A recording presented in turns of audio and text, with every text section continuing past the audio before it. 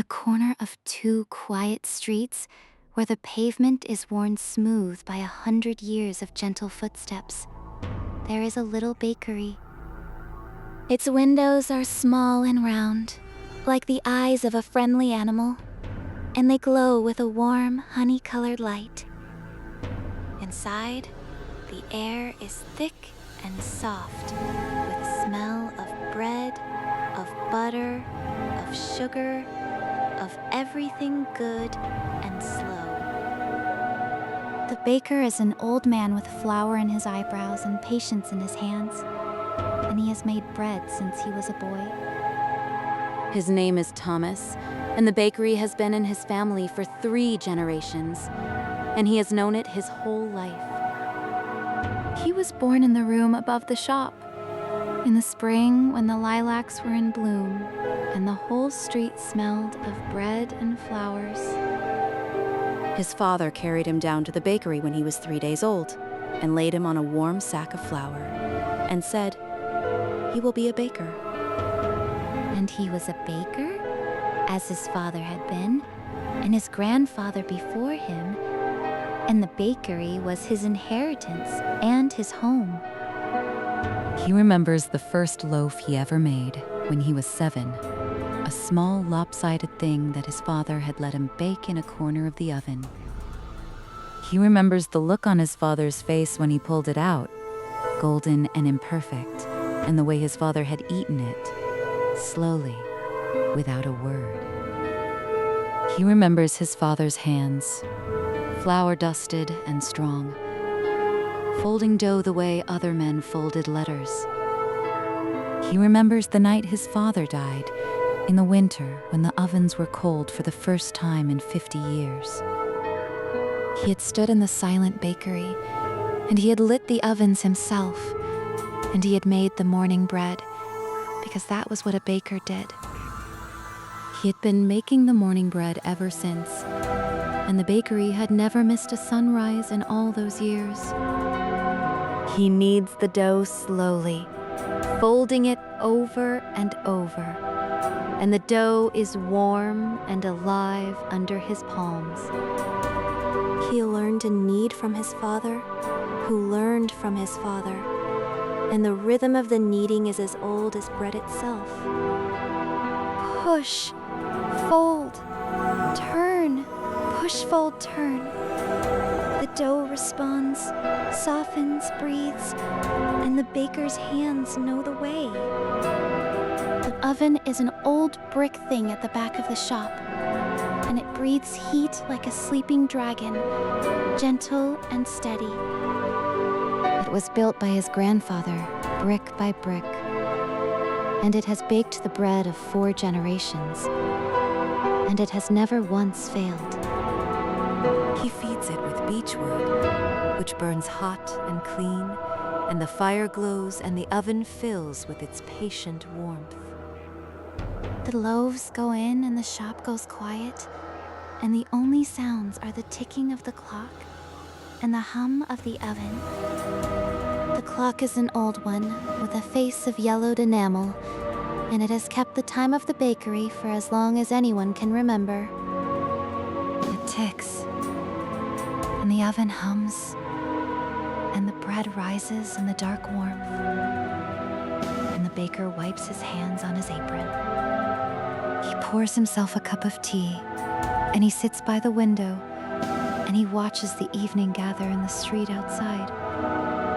The street is empty and calm, and the lampposts are coming on, one by one, with their soft orange light.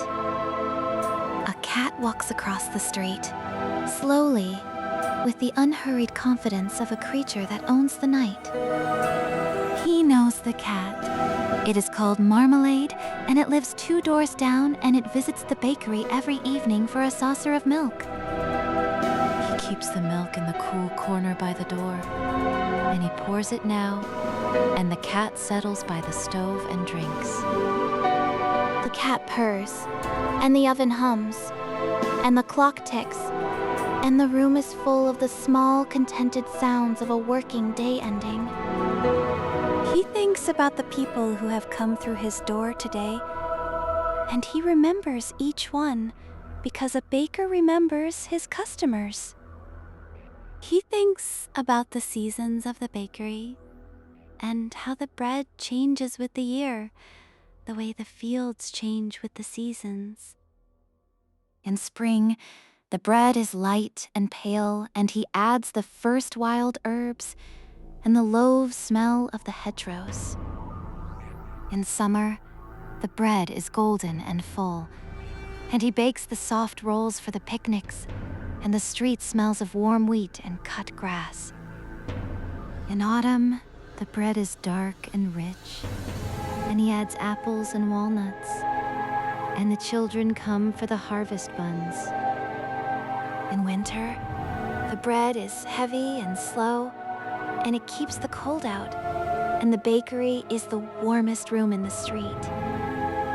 He thinks about the festival breads, the ones his family has made for 100 years, each one for a particular day. There is the crown bread for the spring festival, braided and golden, with an egg baked into its center. There is the sweet festival loaf for midsummer, studded with dried fruit, which the whole street shares at the long table. There is the harvest loaf, round as the moon, which is carried through the village and back to thank the fields. And there is the winter loaf, dark and dense, which is kept until the first day of spring, when it is broken and shared. He bakes them all year after year, and the festivals come and go, and the bread is the one thing that never changes. He thinks about the sourdough starter, which lives in a crock by the oven, and which is older than the bakery itself.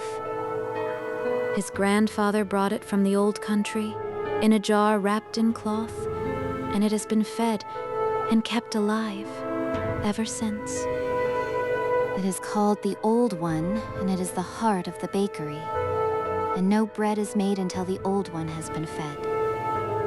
He feeds it flour and water every evening, and it bubbles and sighs, and it smells of the earth and of 100 years of bread. He thinks about the apprentice who came to him years ago, a boy from the city who wanted to learn the old ways. The boy had been impatient, and he had burned his first loaves, and he had wanted to give up.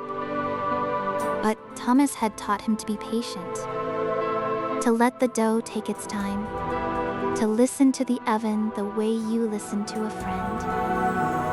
The boy had learned, and he had become a fine baker, and he had gone to the city to open his own shop. He sends Thomas a letter every year at Christmas, and the letter always ends the same way. I still use your method.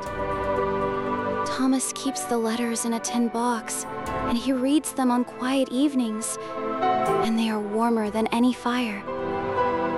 He thinks about the weddings he has baked for, the loaves braided for 100 couples, the bread that sealed 100 promises. He thinks about the funerals he has baked for, the plain loaves given quietly to the families, the bread of comfort. A baker's bread is there for all of it, the joy and the sorrow, the festivals and the ordinary Tuesdays.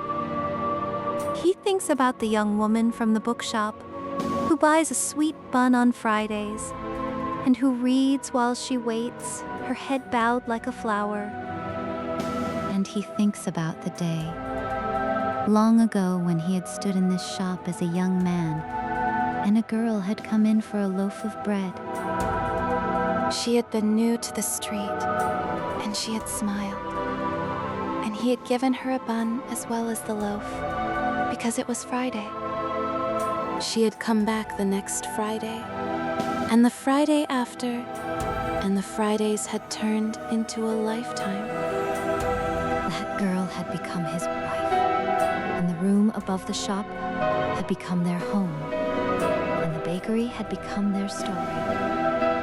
She had died 5 years ago, in the spring, when the lilacs were in bloom, and the street had smelled of bread and flowers. He had made the morning bread that day because that was what a baker did, and the bread had been the hardest bread he had ever made. He still sets a bun on the windowsill every Friday, and he does not know why except that it is Friday. He wipes his eyes with the back of his hand, and the flour makes a white mark on his cheek, and he laughs at himself, softly. He thinks of the postman who comes every morning for a crusty roll, and who leaves a stamp from some far country on the counter. He thinks of the school teacher who buys the same loaf every week, and who once told him that his bread was the taste of home. He thinks of the old fisherman, retired now, who comes for a loaf of dark rye, and who stands by the counter and talks about the sea. He thinks of the boy from number 12 who saves his pocket money for a cinnamon bun and who counts his coins with great ceremony. And he thinks, as his grandfather thought before him, a baker does not only make bread, a baker makes the small, warm center of a neighborhood.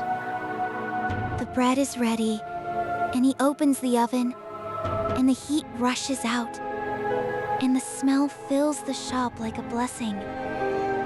The first loaf comes out, golden and round, and he taps it, and it sounds like a small, perfect drum.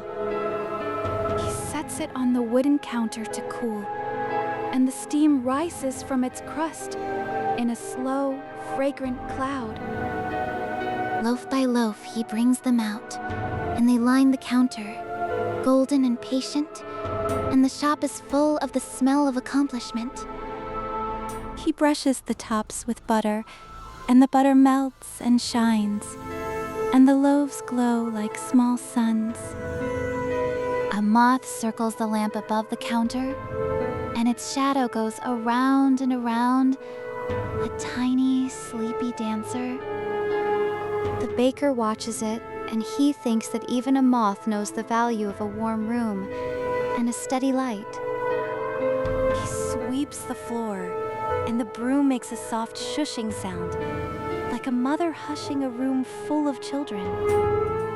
The sawdust and the flour and the crumbs gather in a small pile, and he carries them to the bin, and the floor is clean and worn and good.